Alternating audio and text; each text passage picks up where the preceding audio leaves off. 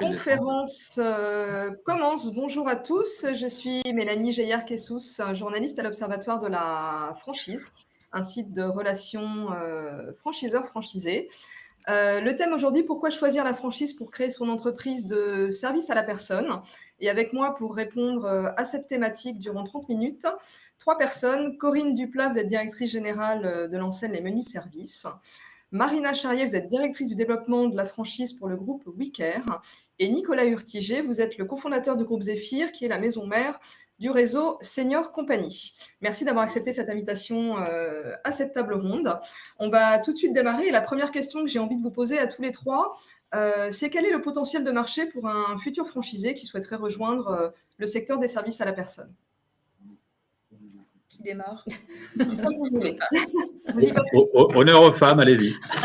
Allez, je commence. Bonjour à tous, à toutes.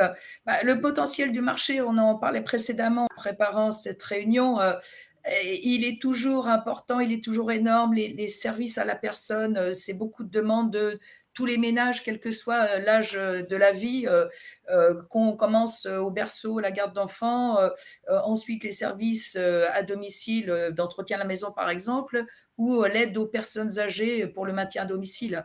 Donc les demandes, on n'en manque pas, un énorme potentiel, notamment sur le maintien à domicile, où on le sait, en France et particulièrement en Europe en général, une population très vieillissante. Donc ce potentiel-là, moi je dis toujours, il est devant nous, c'est un peu comme une autoroute. Corinne, juste, est-ce que vous pouvez présenter en quelques mots votre réseau? Je voulais vous demander, c'est peut-être important pour les gens qui nous suivent de savoir à qui ils s'adressent. Oui. Bonjour, alors rebonjour, Corinne Duplat, je suis directrice générale du groupe Les Menus Services. On est spécialiste du portage de repas au domicile de personnes âgées. On participe, on est, on va dire, la porte d'entrée du maintien à domicile. Donc, on livre des repas tous les jours à des personnes âgées qui ne peuvent plus ou qui ne veulent plus se faire à manger. Notre client, âge moyen de notre client, c'est 86 ans et 60% de femmes. Donc voilà, donc on est vraiment axé sur une population vieillissante qui commence à avoir ce type de besoin à domicile. Marina, même question, une petite présentation du groupe WeCare et pour rebondir sur le potentiel du marché.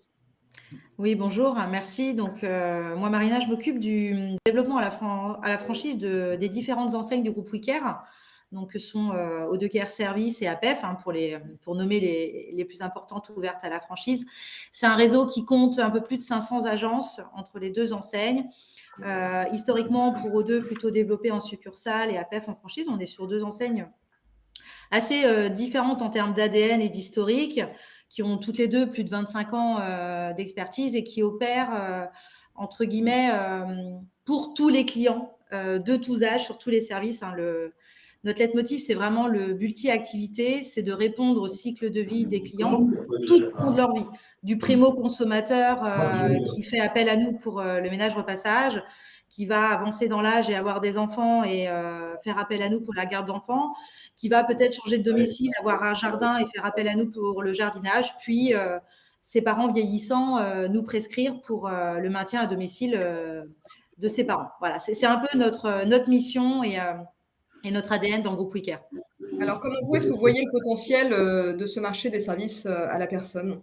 Alors, pour rebondir sur ce que nous a partagé Corinne, nous, le potentiel, on le voit en effet devant nous, quelle que soit la cible. Alors, sur la partie du public fragile et des seniors, évidemment, la population est vieillissante. Donc, on parle bien de maintien à domicile, mais aussi de tous ces seniors qui ne sont pas dépendants, parce qu'il ne faut pas les oublier. Il y a une majorité de seniors actifs qui sont aussi en demande de services. Et puis, nous, on voit aussi, avec l'arrivée au 1er avril de l'avance immédiate du crédit d'impôt, un énorme potentiel pour tous les consommateurs qui n'avaient pas encore passé le pas de faire appel à la délégation des services au domicile, qui vont devenir des primo-consommateurs. Alors, voilà, donc ça arrive au 1er avril. Peut-être que tout le monde ne connaît pas bien le marché des services à la personne. L'avancée immédiate du crédit d'impôt, qu'est-ce que c'est exactement? Alors, l'avancée immédiate du crédit d'impôt, tous nos services, les 26 activités régies par le SAP font bénéficier à tous les clients de 50% de crédit d'impôt, qui était depuis quelques années versé en 2 fois. à nos clients. Et à partir du 1er avril, en fait, ça va être immédiat. Ça veut dire que le client, in fine, chaque mois, ne payera que la somme restante à sa charge, les 50% de sa facture qu'il payait auparavant. Voilà. Il avançait, en fait, puis il était remboursé par l'État. Désormais, ce sera immédiat. Nicolas, un petit mot de présentation de votre groupe et votre vision du marché également. Oui, bonjour à toutes et à tous. Je suis, comme vous l'avez indiqué en présentation, le cofondateur du groupe Zephyr. On développe 4 activités principales. On considère comme toutes étant d'utilité sociale. On est vraiment engagé en faveur du bien vivre et mieux vivre à domicile. L'activité phare du groupe, Senior Company, repose sur de l'aide à domicile. On a également une activité de ménage-repassage qu'on développe sous la marque Freedom, une activité de transport VSL, transport sanitaire, quasiment du transport sanitaire sous l'enseigne Libelia, et puis enfin une activité de perfusion nutrition à domicile, de PSAD sous la marque Synergie Med. Alors nous, on a traversé la crise sanitaire de façon très particulière. Il y a une dynamique démographique avec le papy boom que tout le monde connaît.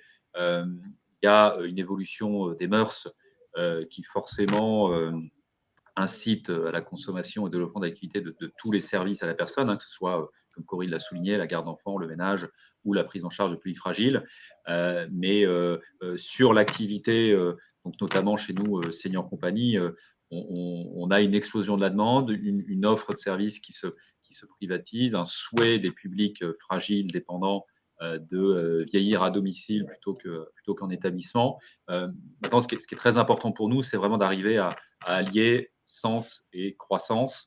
Le scandale récent autour de Orpea et des EHPAD ne font que renforcer le besoin d'être dans cette démarche vraiment d'entreprise à mission d'utilité sociale. Alors nous, on est sur une philosophie, une vision assez opposée et de toute façon, voilà, c'est des modèles économiques très, très différents. Mais sur les profils de franchisés qu'on intègre, on sait que le marché est là. Enfin, en fait, c'est même pas la question. Il y a un frein au développement lié à la pénurie de personnel qualifié, mais on met en place un ensemble d'actions et de dispositifs, et je pense que mes confrères également, avec la création de notre centre de formation, avec des moyens de revaloriser les conditions salariales, avec tout un tas d'actions pour développer l'attractivité des métiers, valoriser ces métiers.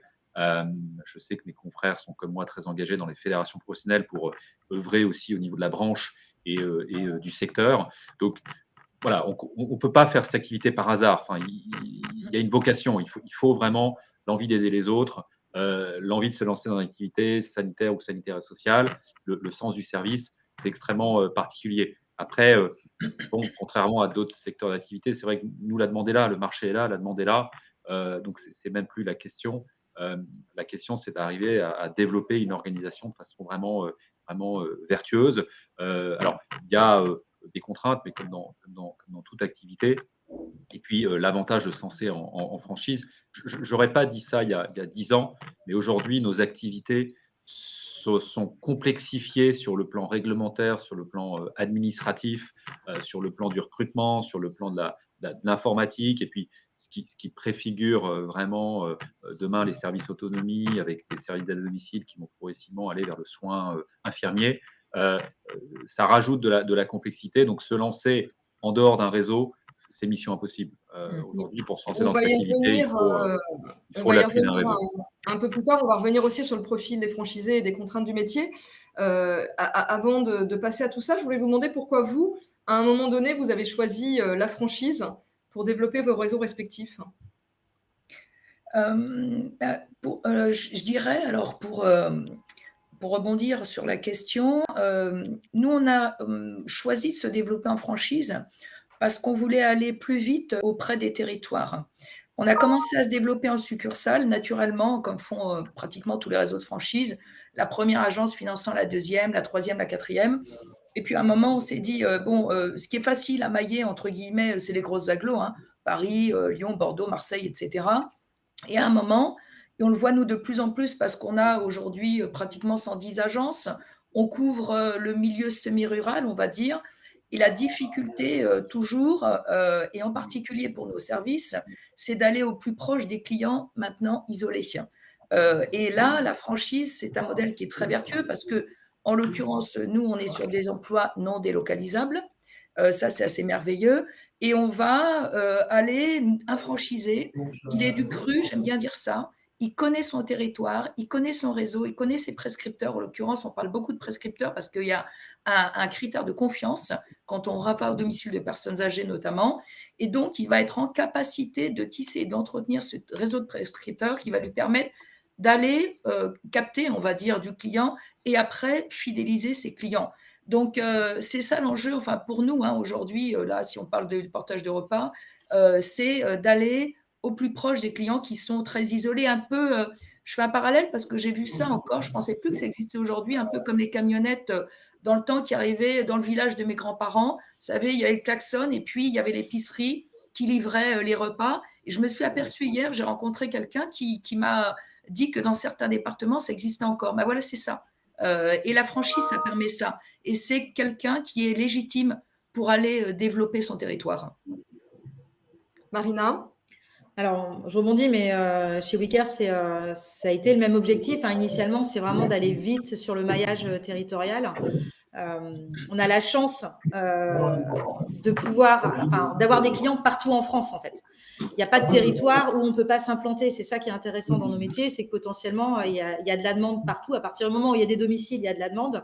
Je rejoins aussi Corinne sur le fait qu'on recherche des gens du cru. C'est hyper important, des gens qui habitent sur place, qui aiment leur territoire, qui veulent le développer, qui aient une vraie empreinte, en fait. Puisqu'en fait, quand on rend service et quand on veut être prescrit, et on prend un peu son bâton de pèlerin aussi pour parler de son projet, la façon dont on veut apporter des services à ses concitoyens. Donc, il faut vraiment des gens très, très ancrés sur le territoire et qui ont envie d'aller le développer, en fait, et d'être partie prégnante du développement de leur territoire. Nicolas, pourquoi la franchise? Alors, nous, on a voulu s'inscrire dans une dynamique entrepreneuriale.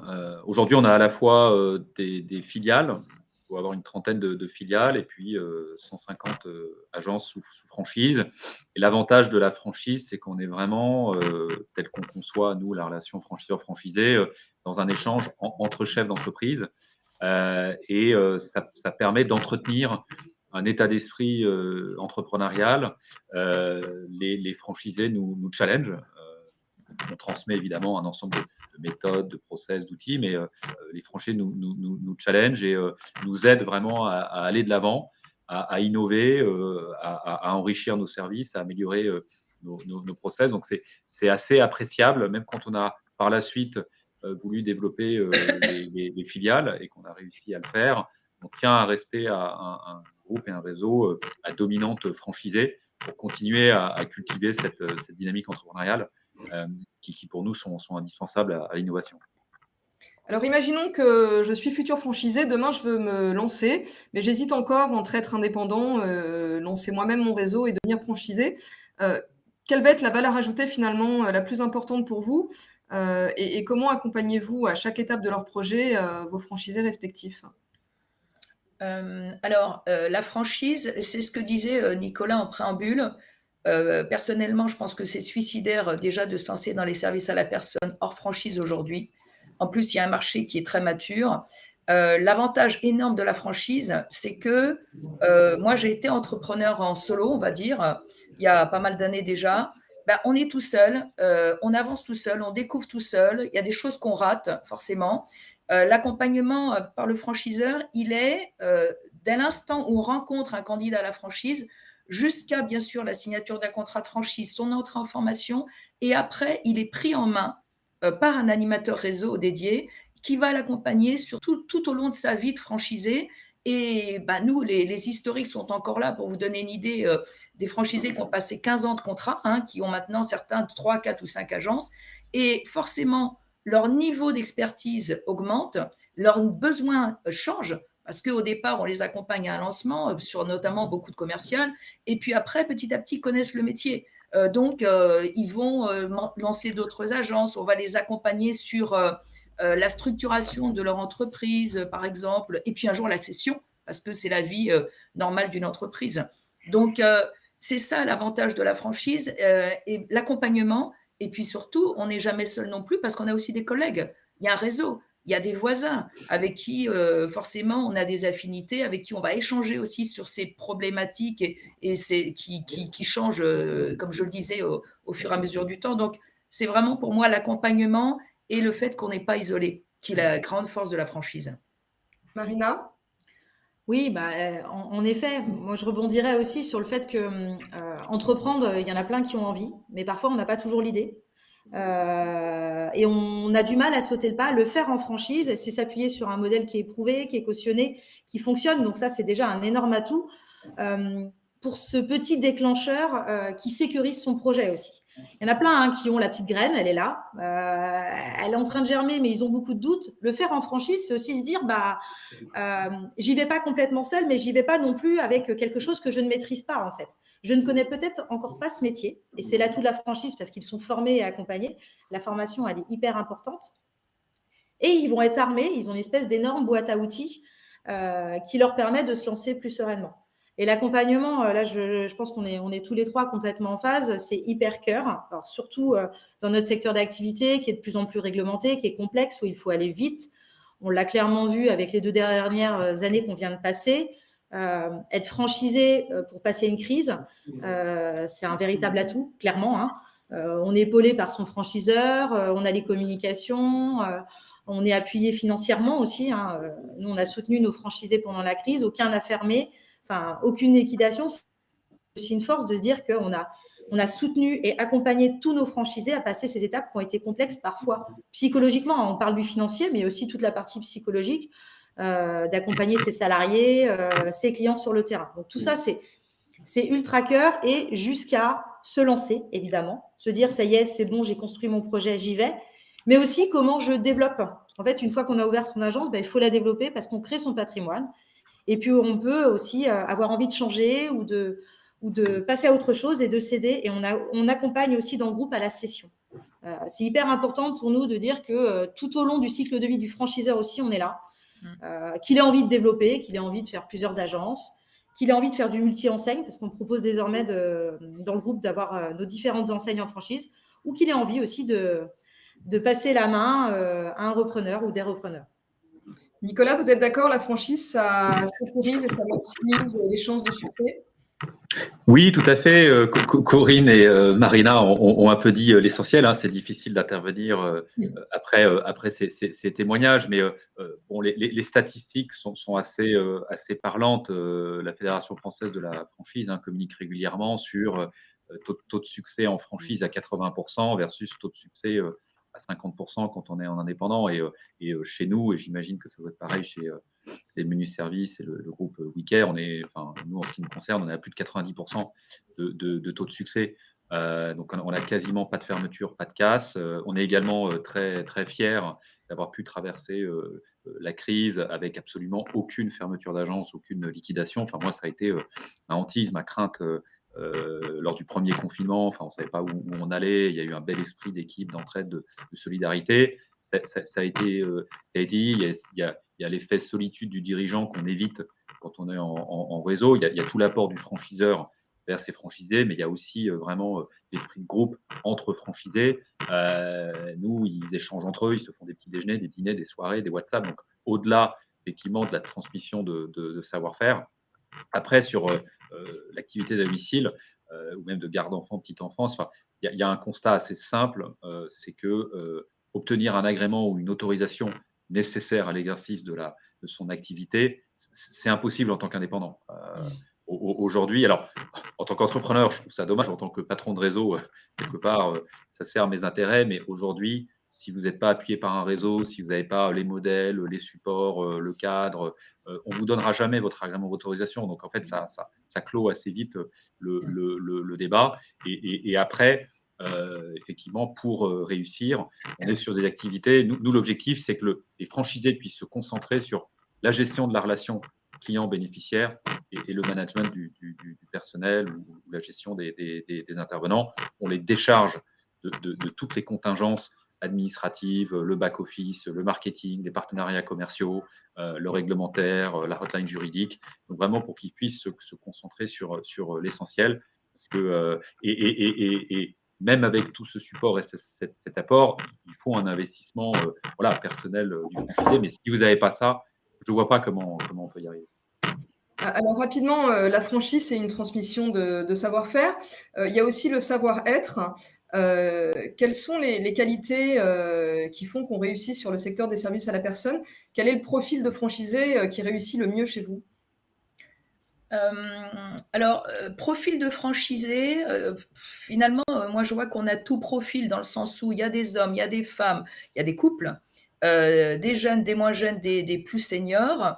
Mais ce qui est important quand même dans notre métier, je le disais en préambule, on rentre au domicile de personnes, il y a un critère de confiance. Il y a la question, la notion, c'est ce que j'expliquais tout à l'heure, de réseau, d'être du cru. Pour nous, c'est vraiment important. Et puis, moi, je recrute personnellement tous les franchisés du réseau. Bien sûr, il faut qu'ils aient le sens du service, de l'empathie, parce qu'on s'adresse encore une fois avec des clients, on ne vend pas des produits. Mais j'aime bien, moi, à un moment, que le candidat futur franchisé me donne un mot qui est le sens. Et c'est vrai que pratiquement, enfin pas pratiquement, dans 100% des cas même, on va dire, des franchisés qu'on recrute, à un moment, ils nous disent « je veux donner du sens à ma vie professionnelle. Je suis perdu aujourd'hui, ce que je fais, je vois que j'en vois pas l'utilité. » Et dès l'instant où on va s'occuper de personnes et quand ils deviennent franchisés, on voit que là, il y a un vrai épanouissement parce que voilà, on sait pourquoi on travaille, on sait pourquoi on se lève tous les jours. Et puis, il y a le bonheur d'aider les autres et d'accompagner aussi à l'emploi des intervenants. Donc, pour moi, c'est ça. C'est vraiment… et on va pas parler… Bien sûr qu'il faut avoir le sens commercial, commerçant, parce qu'on va vendre ses services. Il faut aller se vendre. Mais c'est surtout ça pour nous qui prime, en l'occurrence avec une clientèle de personnes très âgées. Marina, Nicolas? Alors, le sens, évidemment, pour venir dans les SAP, faut aimer les gens et il faut aimer rendre service. Autrement, naturellement, ils le disent rapidement, sinon on leur dit qu'on n'est pas le bon franchiseur pour eux. Ça coule de source. L'idée, c'est pas de faire entrer des gens dans l'aventure qui n'ont pas les bonnes cartes en main. Ils vont nous parler d'aventure humaine aussi. Et ça, c'est important pour nous, parce qu'ils vont manager beaucoup de personnes. Ils vont recruter, manager, faire évoluer pas mal de personnes dans leurs équipes. Donc, souvent, ils nous parlent aussi d'avoir envie de manager autrement, de faire leurs choix managériaux. Ils ont vraiment d'une aventure humaine et ça, pour nous, c'est cœur. Et puis, il y a quand même, même si ce n'est pas central, on se rend compte quand même que dans l'aventure, il faut être commerçant et non commercial, vraiment commerçant de proximité. Pour nous, c'est pas les deux mots sont pas en confrontation. On peut donner du sens et avoir envie de faire du commerce pour développer son territoire. Donc pour nous, il faut vraiment cette fibre parce qu'on se rend compte que si le côté développement n'est pas ancré dans le profil, il peut y avoir un peu d'inertie au lancement de l'agence et voilà. On voit quand même que ceux qui ont cette petite fibre, qui aiment parler de leur projet, qui aiment prendre leur bâton de pèlerin, ils vont beaucoup plus vite en fait. Ils vont beaucoup plus vite. Mais chez nous, c'est assez analogue. En fait, ce qui compte, c'est l'empathie, la bienveillance, le sens du service, l'envie d'aider les autres. On a des profils très éclectiques de franchisés. Alors, il y a un profil un peu dominant, c'est des profils de quadra ou quinquagénaires en reconversion professionnelle. Maintenant, on a aussi des plus jeunes, des plus âgés, des hommes, des femmes, des personnes qui se lancent en famille ou en couple. On a de plus en plus de jeunes diplômés. On a également quelques profils issus de la fonction publique hospitalière, qui de plus en plus, depuis le début de la crise, qui quittent pour se mettre à leur compte. Mais il n'y a pas forcément besoin d'être issu du métier pour réussir. Nous, les 2/3 des profils de franchisés qui ont démarré, se sont lancés, ne connaissaient rien au métier. On a, je pense, tous des systèmes et des outils de formation et de transmission de savoir-faire qui sont assez bien rodés. Donc, on peut vraiment former et inculquer les connaissances et le savoir-faire. En revanche, le savoir-être, ça c'est indispensable. C'est pour ça que, tout comme Corinne, je m'implique aussi moi personnellement. Je rencontre tous les franchisés avec lesquels on signe pour s'assurer que, voilà, en termes d'intelligence émotionnelle et relationnelle, ils sont en phase. Et je profite de mon temps de parole pour voilà, répondre à certaines interrogations du chat. Oui. On se développe, nous aussi, enfin, je pense que Corinne, Marina, on en parlait tout à l'heure, hein, on se développe tant en milieu urbain qu'en milieu rural. La principale composante je dirais, du modèle économique à laquelle il faut être vigilant, c'est la logistique et la gestion des tournées, l'optimisation des temps de trajet, la sectorisation. Mais le modèle fonctionne très très bien en zone rurale. Alors, il y a une dizaine d'années, quand j'ai lancé la franchise, on s'est d'abord développé sur les grandes et moyennes villes. Et puis maintenant, depuis quelques années, on va sur des petites villes et des zones rurales, enfin du rural ou même de l'ultra-rural. Et on a pas mal d'exemples de réussite de franchisés, puisqu'on va avoir une pression concurrentielle en zone rurale un peu plus faible, et puis en général des charges fixes aussi un peu plus réduites. Alors ça, c'était la question de William. Il y en a une autre sur le développement à l'international. Est-ce que c'est des choses que vous pratiquez dans vos réseaux? Nous, on a commencé très récemment, mais alors on ne va pas jusqu'en Afrique de l'Ouest encore, hein. Je vois la question. On a ouvert la Suisse l'année dernière, une agence à Genève. On va dire, on passe ce qui est le plus facile. La Suisse est peut-être pas le plus facile quand même, hein. Justement, on s'est dit, bon, bah, là, c'est un bon exercice hors Europe. Mais aujourd'hui, on a des velléités, on va dire, des envies de passer la frontière, les frontières qui sont à côté de chez nous. C'est pas que c'est plus facile, mais disons qu'on est voisins. Après, on a des cultures complètement différentes. Là, on parle de repas, par exemple, et c'est fou, comme déjà en France, on mange tout à fait différemment d'une région à l'autre. Alors, je ne vous en parle pas, dès qu'on passe une frontière, c'est encore tout autre chose. Le comportement du client n'est pas du tout le même.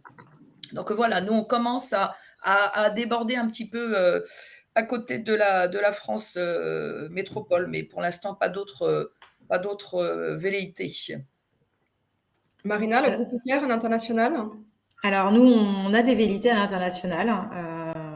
On en parle depuis longtemps, mais ça commence à prendre vraiment forme. On a déjà une filiale interdomicilio qui est sur l'Espagne et le Portugal, qui se développe de façon indépendante pour l'instant, hein, avec sa propre marque. Et sur les enseignes, et notamment sur l'enseigne O2, on réfléchit et on est vraiment en projet sur notamment l'Afrique et d'autres pays un peu plus ciblés. Voilà, donc on a des vraies velléités à l'international, hein. Guillaume Richard, notre PDG fondateur, l'évoque très régulièrement. Et là, voilà, 2022-2023, ça prend vraiment forme. Donc, on est complètement ouvert, avec grand plaisir, pour échanger sur des opportunités à l'international. Nicolas, l'international, c'est aussi quelque chose que vous regardez? Oui, alors à moyen terme, effectivement, dans un premier temps, on va plutôt viser les pays voisins d'Europe de l'Ouest. Ça fait partie de nos projets et de nos ambitions de développement. Mais on veut d'abord consolider nos activités en France, et ce serait plutôt à échéance de 3 ans. Et par ailleurs, en ce qui concerne le régime de l'autorisation, alors sur les activités de ménage, repassage ou même de portage de repas, on peut démarrer avec la déclaration. Nous, sur les activités de maintien à domicile, on a l'autorisation pour le mode prestataire et l'agrément pour le mode mandataire. Et c'est vrai que les franchisés qui ont ouvert sous enseigne Senior Company ces dernières années se sont pour la plupart ouverts en mode mandataire, donc qui relève du régime de l'agrément qu'on peut obtenir sur le territoire français. Alors, il y a un cahier des charges évidemment, et on va très loin dans l'accompagnement des franchisés au montage, à l'élaboration du dossier.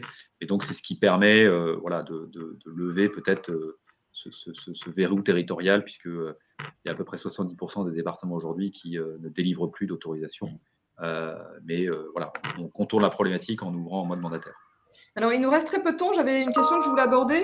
C'était quelles étaient les difficultés du métier et comment la franchise permettait de mieux les appréhender et peut-être de les contourner, voire de les surmonter.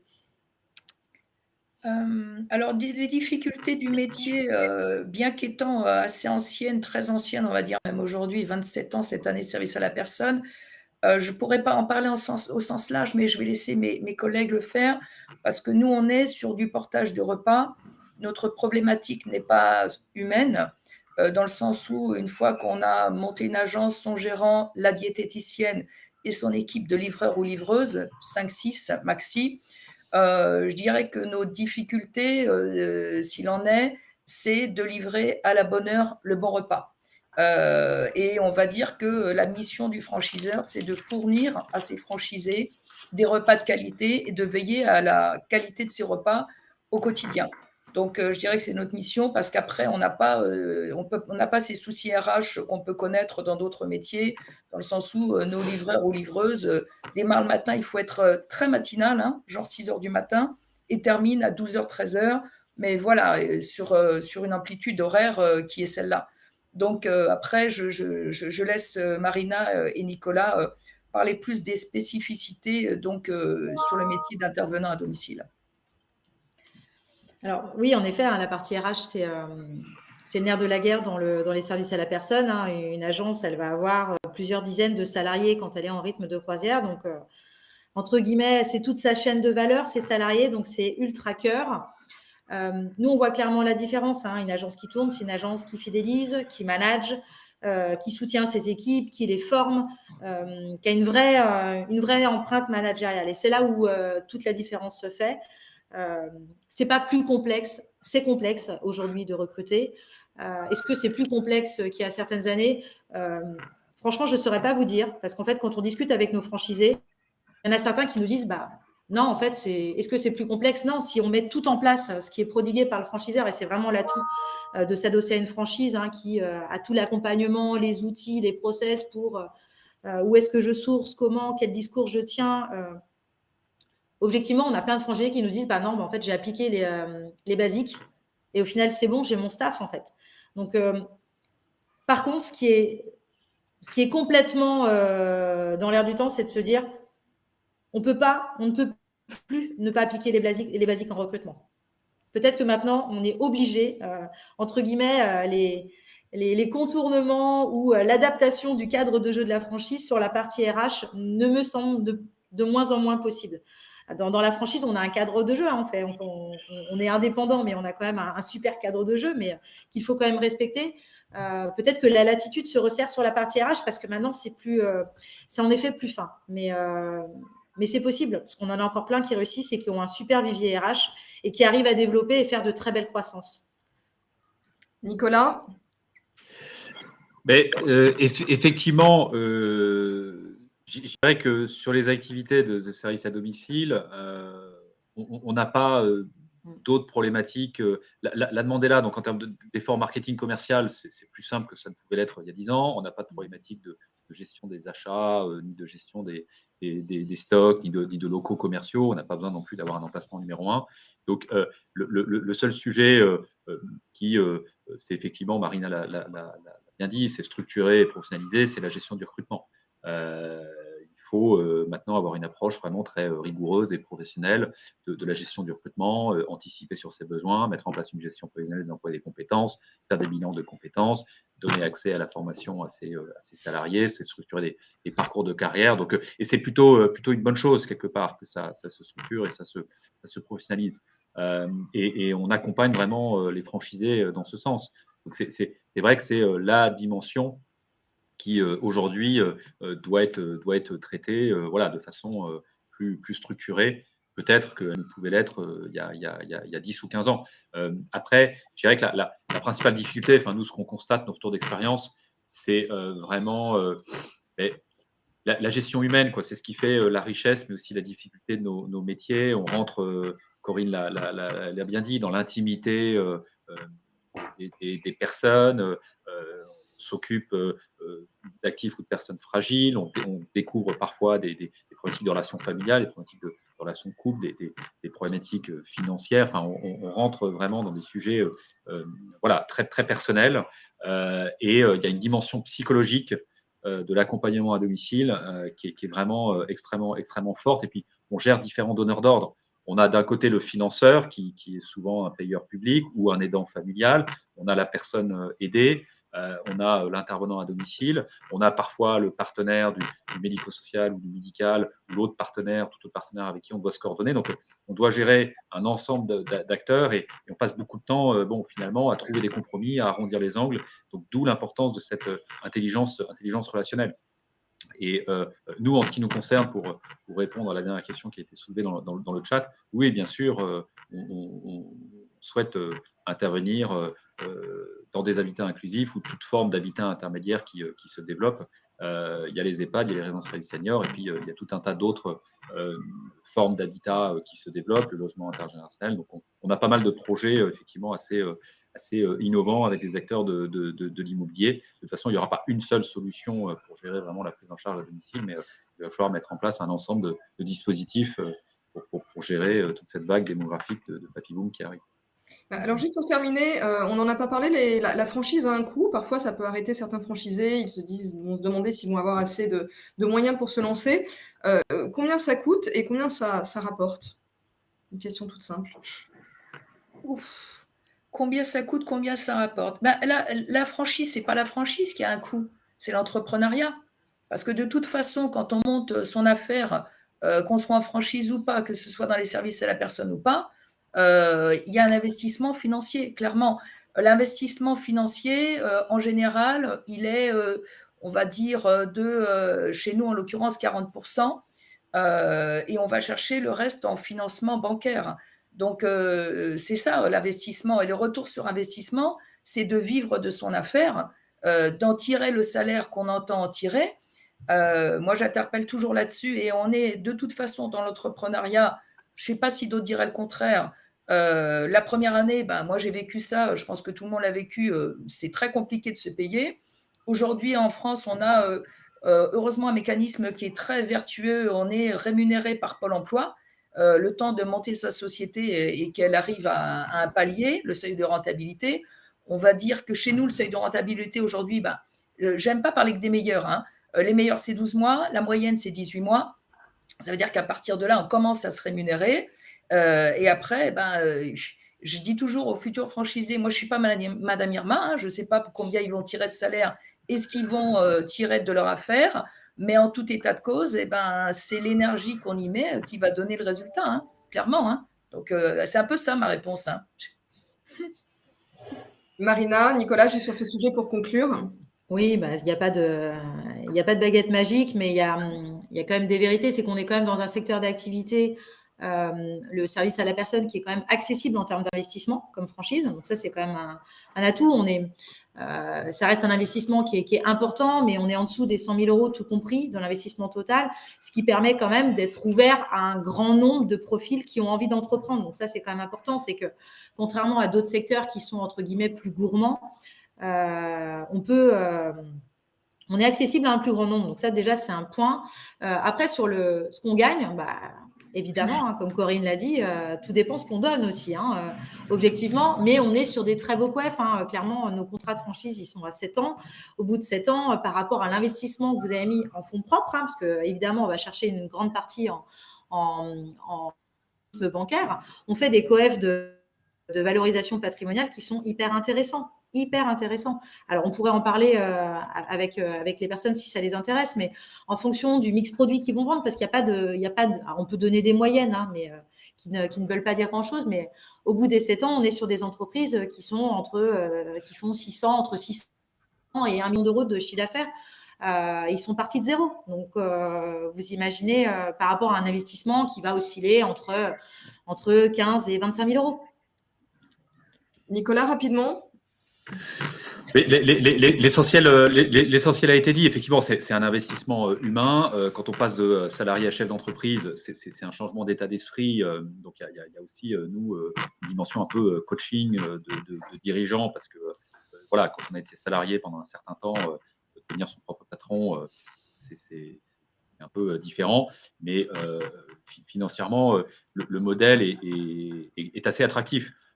Avec 20-25 000 € d'apport personnel, on complète par un emprunt bancaire pour arriver entre 70 et 90 000 € d'investissement global avec un emprunt bancaire. L'emprunt se rembourse assez facilement. Puis au bout de quelques années, on fait entre 500 000 et 1 million d'euros de chiffre d'affaires. avec une rentabilité, quand c'est bien géré, qui peut s'élever à 10%. Et une valorisation patrimoniale, Marina l'a dit, de son fonds de commerce. Aujourd'hui, on peut valoriser. Alors, c'est évolutif, ça dépend du contexte de marché, mais bon, voilà, valoriser sa société de 30% de son chiffre d'affaires, c'est quelque chose qui est une pratique relativement courante aujourd'hui sur le secteur. Donc, nous, on a des franchisés qui traitent très clairement, bon, n'ayons pas peur des chiffres, mais qui ont doublé leur rémunération et qui, en quelques années, se sont créés un patrimoine qui a à peu près la valeur de la maison qu'ils ont mis 20 ans à payer. Donc, oui, le modèle est très attractif et je pense que le niveau de performance moyen des réseaux aujourd'hui s'est amélioré en 10 ans. Nous, on n'a quasiment pas d'échecs. Et puis, on s'est structuré aussi pour accompagner les franchisés à la rente, parce qu'au bout de 5 ans, 7 ans, 10 ans, 15 ans, forcément de plus en plus. Donc, soit moi, je rachète mes franchisés, ou soit je leur trouve un repreneur. Donc, on va vraiment au bout de l'accompagnement dans la démarche. Alors, je vous remercie tous les trois. On a un petit peu dépassé. Merci d'avoir éclairé les futurs candidats sur le sujet de la franchise dans les secteurs à la personne. Peut-être un petit mot de conclusion chacun. Et je vois dans le chat que les gens demandent comment vous contacter. Donc, si vous pouvez, Marina, il y a quelqu'un qui vous pose la question. Je vous laisse à tous les trois un petit mot de conclusion. Et je remercie tous les gens qui ont suivi cette conférence. Un petit mot de conclusion, je dirais que les services à la personne, c'est un secteur formidable, avec une dimension humaine magnifique, avec, comme le disait Nicolas, bien sûr, ses bonheurs et ses difficultés. On est sur un marché énorme, donc on a besoin toujours de recruter des futurs entrepreneurs qui ont cette âme sociale et vertueuse. Donc, il ne faut pas hésiter. Et puis, le salon de la franchise est là pour ça. Tiens, ça commence ce week-end. Oui, il commence du 20 au 23 mars à la porte de Versailles à Paris. Voilà, vous pourrez trouver pas mal d'enseignes, pas mal d'idées, et puis avec des modèles qui sont tous différents les uns les autres. Donc, c'est un bel endroit aussi pour pouvoir venir comprendre les services à la personne. Je vous remercie aussi à tous. Merci Mélanie, Corinne et Nicolas. Venez échanger avec nous. Je pense que c'est le plus important, c'est de parler de votre projet, de se comprendre, de se choisir mutuellement, parce qu'en franchise, c'est un partenariat quand même. Donc, l'important, c'est de choisir le franchiseur qui vous correspond le mieux, avec un projet qui vous parle, une marque avec laquelle vous êtes en phase, un accompagnement qui va vous correspondre aussi en fonction de vos attentes, et des belles opportunités, parce qu'il y en a plein. Il y en a encore plein. On n'est pas en maillage 100% sur aucune des marques à date et le besoin va devenir de plus en plus grandissant. Le vieillissement de la population, on en a parlé, mais aussi l'avance immédiate de crédit d'impôt qui arrive début avril. Le potentiel, il est là en fait. Donc voilà, on a hâte d'échanger avec vous tous. Merci également à toutes et à tous, ainsi qu'à mes co-animateurs du jour. Effectivement, si vous avez envie de donner du sens à votre engagement professionnel dans le cadre d'un projet sécurisé et qui a été déjà testé et éprouvé, si vous voulez rejoindre vraiment la grande famille des services à la personne et la famille Senior Compagnie Groupe Zéphyr, n'hésitez pas. Nous aussi, on a moins de 200 agences, mais on a encore 300 secteurs à pourvoir. Donc, il y a de belles opportunités à saisir. Et la période est vraiment très, très enrichissante et enthousiasmante, puisque on est sur une période vraiment extrêmement charnière. Les années à venir vont comporter beaucoup de défis et de challenges à relever dans notre profession. Merci à tous. Encore merci beaucoup. Bonne journée. Merci beaucoup. Au revoir. Bonne journée.